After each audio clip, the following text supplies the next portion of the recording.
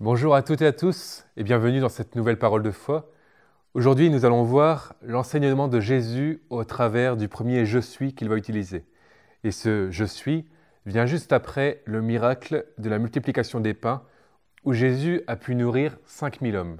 Donc on va voir que cela n'est pas anodin parce que on voit que Jésus va se retrouver face à une foule qui va lui demander de voir encore plus de miracles pour croire en lui. En fait, cette foule avait besoin de concret, mais ils ne sont pas satisfaits, pourtant Jésus va les enseigner pour leur ouvrir les yeux. Finalement, on peut voir que cette foule a soif de Dieu et on les voit demander ce qu'ils peuvent faire pour faire les œuvres de Dieu. Et la réponse de Jésus est simple et c'est la première chose à faire pour chacun de nous, ce que nous pouvons faire pour faire les œuvres de Dieu, se trouve dans Jean 6 au verset 29. L'œuvre de Dieu, c'est que vous croyez en celui qu'il a envoyé. C'est assez simple pour le moment, mais Jésus pose déjà la base de ce qu'il va ensuite enseigner. Croire en celui qu'il a envoyé, donc croire en Jésus. Et c'est ce que Dieu attend des êtres humains. Il attend que nous ayons foi en son Fils Jésus. Beaucoup aujourd'hui ne connaissent pas réellement Jésus et ont besoin d'ouvrir les yeux sur son œuvre. Dans cette discussion avec la foule, Jésus parle de la manne que le peuple d'Israël a pu manger au désert. C'était un miracle, c'est vrai, extraordinaire, parce que Jésus donnait quand même à manger chaque jour, Dieu donnait à manger chaque jour au peuple d'Israël en faisant tomber de la manne du ciel. Et leur faim, on va dire déjà physique, était assouvie pour ce peuple, grâce à ce pain venu du ciel. Et Jésus va se servir de cette image.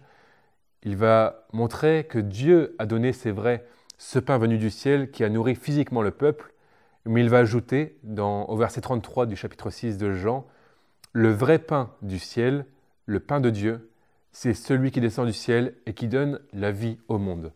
Alors là, on ne parle plus sur le plan spirituel, le plan physique, mais Jésus est le pain descendu du ciel pour apporter plus que la nourriture nécessaire, mais il apporte la vie, c'est-à-dire la vie spirituelle, la vie éternelle. Et là, vous voyez, ce n'est pas seulement au peuple d'Israël comme la manne qui était réservée à ce peuple seul, mais Jésus dit qu'il donne la vie au monde. Et ce monde concerne chacun, ce n'est plus seulement le peuple d'Israël.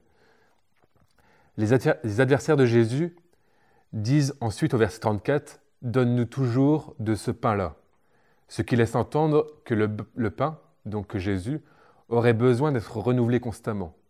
Pourtant, Jésus va dire que celui qui vient à lui n'aura jamais faim. Il va montrer que l'homme, c'est vrai, a cette faim en lui, qu'il est affamé, qu'il est assoiffé spirituellement. Il a besoin de combler ce vide au-dedans de lui. Mais Jésus est le seul qui peut définitivement calmer la faim spirituelle. C'est le seul qui peut épancher la soif, c'est le seul qui peut combler ce vide au-dedans de chaque homme et de chaque femme. Et donc, pour nos besoins physiques et spirituels, nous pouvons vivre dépendants de Dieu et du pain venu du ciel, donc de Jésus, le pain de vie. C'est ainsi que Jésus va affirmer au verset 35, et c'est vraiment la phrase qu'il faut retenir, « Je suis le pain de vie, celui qui vient à moi n'aura jamais faim, et celui qui croit en moi n'aura jamais soif. » C'est le premier « Je suis » de Jésus dans l'évangile de Jean. Il est le pain de vie.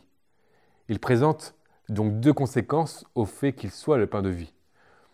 On voit que d'abord, on peut venir à lui pour ne plus avoir jamais faim. C'est ce qui est écrit dans les versets, mais je ne vais pas vous le détailler. Je vais paraphraser beaucoup.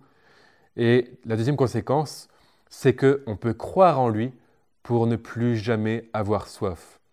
Ces deux conséquences sont la volonté de Dieu et les raisons de la venue de Jésus sur terre. Il a donné sa vie sur la croix et c'est pour cela qu'il est venu. On voit cela au verset 38 où Jésus va dire « Car je suis descendu du ciel pour faire non ma volonté, mais la volonté de celui qui m'a envoyé. » La volonté de Dieu, c'est que Jésus puisse venir sur cette terre et donner sa vie pour les êtres humains. Et la volonté de Dieu ensuite, c'est que quiconque finalement croit en Jésus. Alors venir vers Jésus et croire en lui est notre responsabilité spirituelle à chacun. Lui nous accueille et nous permet de prendre ce pain qui donne la vie. mais il nous faut venir et croire en lui. Nous devons nous mettre en action pour venir à Jésus. Ça doit venir de nous, c'est personnel. Il faut faire le pas, prendre courage aussi parfois pour aller vers Jésus. Et croire nous montre aussi qu'il faut avoir confiance en lui. Et cette confiance n'est pas une confiance qu'on hérite des autres, mais c'est une confiance personnelle et une confiance aussi qui est inébranlable quand on la place en Jésus. Donc vous voyez, la faim et la soif sont assouvies et alors nous pouvons avoir la vie éternelle. La parole de Dieu dit que dans le cœur de l'homme, il y a la pensée de l'éternité. Tout homme dans sa vie a toujours une pensée sur la vie après la mort. Même si parfois nous rencontrons des gens qui se disent athées, nous rencontrons des gens même qui se disent agnostiques, donc ça veut dire qu'ils ne savent pas trop où se placer, eh bien, eux aussi ont une pensée de l'éternité. Dieu le dit que chaque homme a une pensée de sa vie après cette vie sur cette terre. Et Dieu est la seule solution. Il est le seul qui offre la vie éternelle.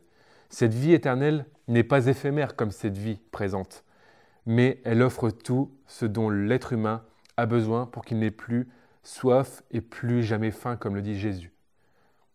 On voit que Jésus affirme d'autres choses dans les versets suivants. Alors nous allons en lire 4 à la suite, et on voit que ce que dit Jésus se complète bien. Nous lisons au verset 51, « Je suis », donc c'est Jésus qui parle, « Je suis le pain vivant qui est descendu du ciel. Si quelqu'un mange de ce pain, il vivra éternellement. Et le pain que je donnerai, c'est ma chair que je donnerai pour la vie du monde. » Et nous lisons 3 versets plus loin au verset 54, « Celui qui mange ma chair et qui boit mon sang a la vie éternelle, et je le ressusciterai le dernier jour. » Et pour ajouter aussi cela, on ajoute aussi le verset 40 un peu plus tôt, où Jésus va dire « La volonté de mon Père, c'est que quiconque voit le Fils et croit en lui ait la vie éternelle, et je les ressusciterai au dernier jour. » Alors le verset 40, on voit bien que c'est l'explication de la métaphore que Jésus utilise au verset 54. Alors on voit que manger de la chair et boire du sang, ce n'est pas quelque chose de concret, on va dire, ce n'est pas manger vraiment la chair de Jésus, ni boire vraiment le sang de Jésus. Mais cela nous montre que nous devons tourner les regards vers le Fils et croire en lui, alors nous aurons la vie éternelle. C'est vraiment participer aussi à cette œuvre de manger de la chair et boire de son sang.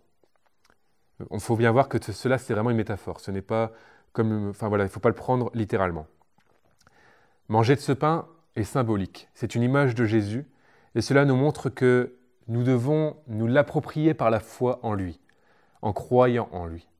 Il a donné sa vie sur la croix pour la vie du monde. Alors rappelons-nous que Jésus a donné sa vie.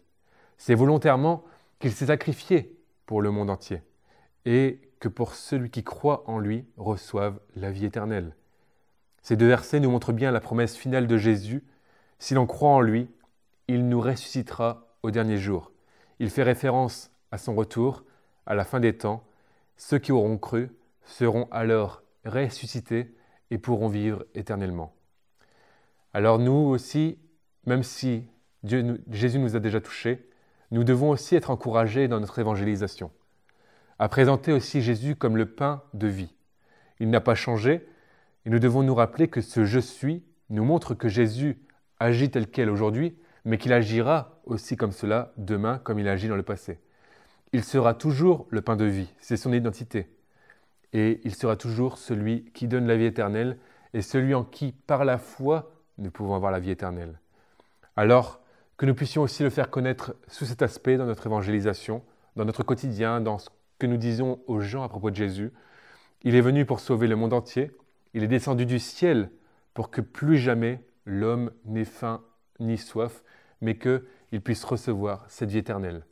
Que le Seigneur vous bénisse et qu'il vous utilise encore pour être dans son œuvre, et que des gens puissent venir aussi au Seigneur au travers de vous. Soyez bénis et à bientôt dans une nouvelle parole de foi.